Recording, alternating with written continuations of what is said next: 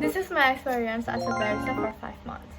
In 2012, I graduated from high school and I chose to have a gap year because during the COVID period and at the beginning of the year, I was trying to apply to several cafes, and in February, I was accepted at the cafe and that was quite close to my house. I faced what it feels like interview with my boss and getting to know with my coworkers and learning a lot of new things. I also have a difficulty at my work, such like giving wrong order, mishearing order, and more like that. I also had difficulty for making latte art where I had to give up.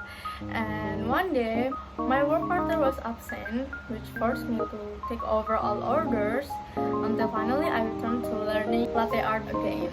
During period of learning, my partner was very supportive, and one day I was interested with making latte art for my customer, and it's true what my partner say, if customer take a picture of my latte art, it will be very happy and I finally can feel it. But sadly, because I was going to college, I have to leave from my work and I have to continue my study. But being able to be a barista for 5 months, that was enough to make me very happy and proud myself, and that moment I'll never forget it. So this is my story.